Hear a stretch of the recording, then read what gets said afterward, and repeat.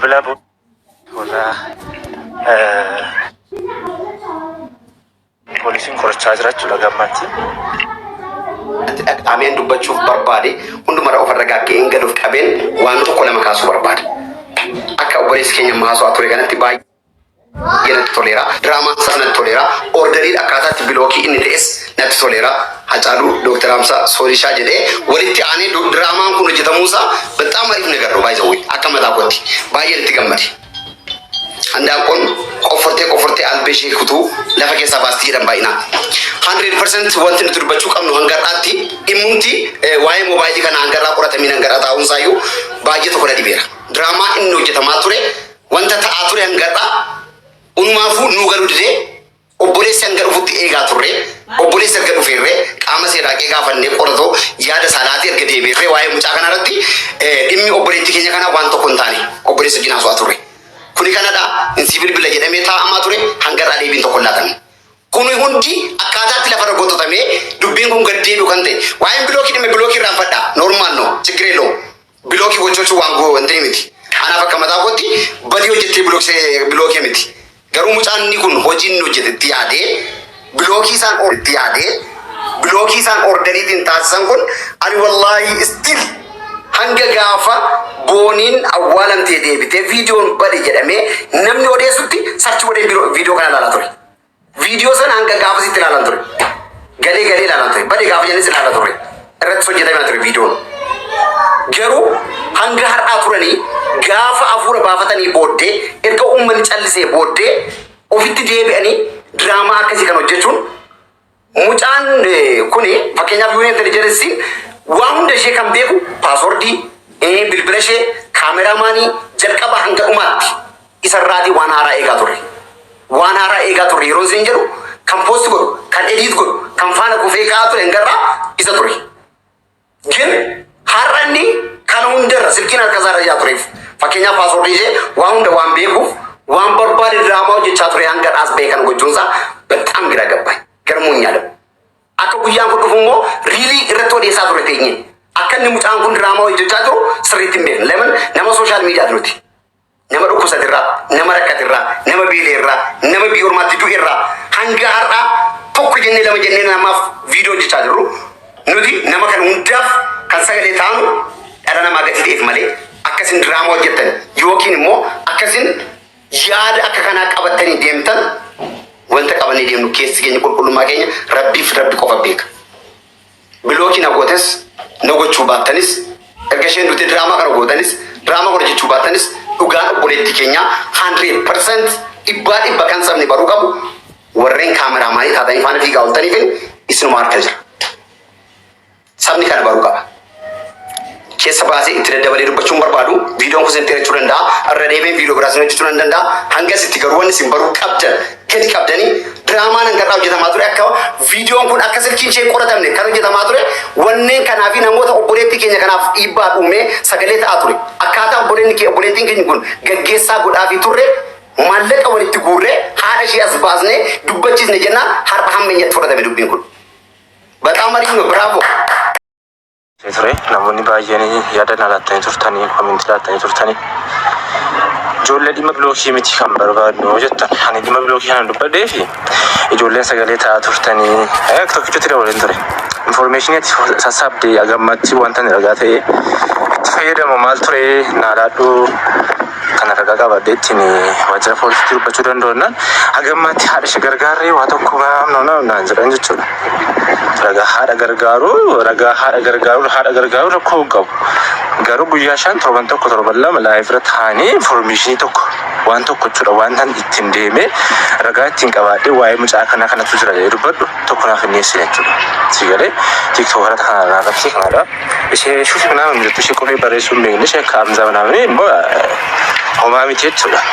Inni biraan immoo dhugaa boonii kan baasuu danda'u kan beeku godhanii jechuudha. Abbaa manaa ishee ishee gidduudha jechuudha. Sigalee intalli kun mana keessatti of ajjeestee bakkeetti hin ajjeesne waa'ee kana kan beekuu danda'u abbaa manaa ishee guutummaatti beeku. viidiyoon ishee qoratamaa jiru wanta hundumaa kennaniiru abbaa manaa ishee qoratamaa jira jettanii koonu gaafattan maal ta'a yoo isa maqaa isaa dubbattan maal ta'a anaan dhuftaniitu dhugaa boonii baasa an dhugaa boonii akkamitti maal godheen baasa maalam beeku wanta beeku kana dubbadheera wanti biraa malaan dubbadhaa mee yaadames isoon gaafattani abbaa manaa ishee Yoosef caala nama jedhamu dabar ani koo riyaa isheeti bara akka ishee dura akka saduraatti sanatti dabalaa hin jiru maarra geesse maarra jirta dabalaa hin jiru abbaa manaa qabdi bara sigalee sa'aatii isaa wajjin jira itti naa dabalanii eessa jirta yooni bakka akkasii wajjin deemna arra viidiyoo wajjin hojjenna arra suura wajjin kaana bakka akkasii deemni wajjin bashannanaa jedhu tolee dhagaachuu danda'annaku fuula gaarii ifa gaarii garuu mana keessatti rakkoo jiru waan deemtadha rakkoon jiraachuu nafu sigalee abbaa manaa fadha manaa gidduu rakkoon jiraachuu nafu bara sirrii jira bara rakkoon kun jechuudha rakkoo sana immoo natti himuu hin dandeenye boona icciitii maatii isheetii dhoksiteetti osoo natti hin beekee innaa viidiyoon ishee maal jettanii ittiin ajandaa gootanii ittiin dhiphisaa turtan san akkuma ni jabaadhu waan akkanaa kun simiti jedheetan akkuma falmii waan baay'ee dabarsisan osoo rakkoo ishee kanatti himatee ta'e waanuma karaa baay'ee jira jechuudha karaa baay'ee osoo rakkoo akkasiin qabaa rakkoo tidaariin qabaa rakkoo jireenyaan qabaa rakkoo maallaqaan qabaa waan akkasiin na dhiphisistu ishee naan jedhe ta'e waan sanaa ifatti nan furaaf hin ture garuu immoo rakkoon kun kana naan waan beekummoo poolisitti kana waa'ee boorii kana waan kana jedhee dubbadheera kun obboleessa ishee wajjin jira namoonni hamma miidiyaatti ba'anii akkaawunti foloorsii isaa itti guddifachuudhaaf ittiin akkaawunti sana aktiivii godhachuu barbaadan isaanii immoo biloogii jiru maa jala kana maaltu biloogii godhe eenyu godhe bilbilli ishee kan fuudhame poolisiin fuudhe jira haadha boonitti warra booniin bukkee taatutti kenne isaan kana immoo eenyutu biloogii godhe maaliif immoo biloogii godhe Ajaib maaliif bilookite solishaa mucaa jedhamu maaliif bilookite Hamza maaliif bilookite amma immoo eessaa ba'aa dhufan immoo sagalee ta'aa jiru yeroo isheen lubbuudhaan jirtu maal gochaa turte isin galan yeroo isheen lubbuudhaan jiraachaa turte yeroo isheen bu'aa turte yeroo isheen viidiyoo hojjechaa turte isaan kun maaliif jedhaa turanii maaliif bilookita amma immoo akkaan isaaniitti naftiin gochuudhaan maal gochaa jiru waan jiruudhaaf hin maxxanse malee waa'ee mucaa haqa mucaa kana dhufuudhaaf waa'ee intala kana jabsuudhaaf miti booniirra ani dhageeffadha waan jirtu sitti maal ani Yoosefirra booniitti siqaan Yoosefin eengaddan bare karaa ishiin bare abbaa manaa kooti bare jettee irratti fiddeenaa hin bare malee Yoosefin eengaddan bare sigalee boonii yommuu ishee qaama xarabduutti kaasee hin beeku sigalee garaagaraa keessa turte amma garuu gaafa duuti kan si garuu qabda nageeffadha hiriyoota keenya kun kan jettu sanarratti nagaadhaan mattee baatutti nagaadhaan mattee warra siin gaddisiise dhiifama jetteetti achirratti garuu maatiin koo obboloonni koo abbaan manaan koo kana nagaatti turaa jette dubbatteetti achirratti dhageetu viidiyoo isaa irratti maaf isaan kana gaafatu obboloonni ishee maal akka jiran hubachuu dandeessu akkasuma Yoosef maal akka inni gochaa jiru achirraa baruu dandeessu anaan dhuftanii dhugaa boorii baasan maalaan dhugaa kan biraa malan baasan amma fakkeenyaa ammeessuma keessa ani wadanyaa keessanii dhimma haadha manaa keessanii yookiin immoo dhimma abbaa manaa keessanii akkamittiin gadi fageenyaan beekuu hin danda'a inni isin dhufanii asirratti ijaatti babaasan rakkoon keessanii guddaan innaa afaan Oromootiin dubbatamu maaliif afaan Ingiliffaa seenti ta'a afaan Oromoo akkamitti dhagoo dadhabdu gaafa dhugaa seenti dubbatu akkamittiin ani dhugaa booniin dhoksa wanta hin danda'u kun gochaan jira amma qaama akkasitti deemaa jira qaamni sun hoo dubbiin irraa haga kanatti fudhatee haga kanatti hodhiise maal gochuu hin danda'an iski maal fiduu hin danda'an maqufaa fi wanta hin fiduu danda'u jira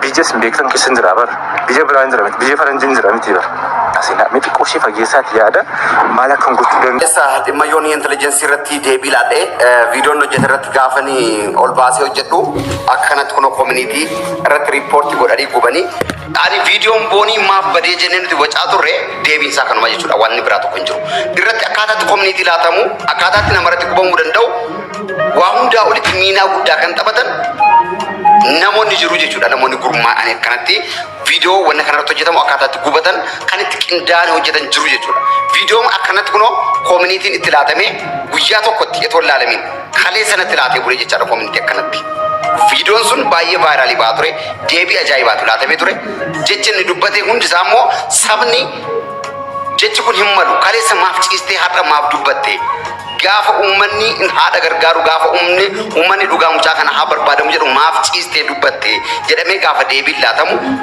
viidiyoo kanatti gaafa deebii laadhu akka kanatti kun koomentii natti laatamee jechuudha. Kanaaf viidiyoo kamirratti lakka akkanatti riippoortiritti godhamee koomunitii godhamee akka viidiyoon sun argamne gochuun akka danda'amu viidiyoo koo kanarratti hubadhaa jechuudha. Kanaaf ani jechan dhabee waan tokkos dubbachuun barbaanne viidiyoo kana sheer koppiliin riippost duwit godhaa dhugaa kos namnaa baru wanna jiru dhugaa jiru yeroo dubbattu akka kanatti riippoort sirriitti. Kanaaf namaaf sagalee ta'uu faayidaa hin qabu. Dhugaa immoo Rabbi haa barbaadu, dhugaas Rabbi haa baasu. An dubbadhee dhugaa baasuu hin barbaadu.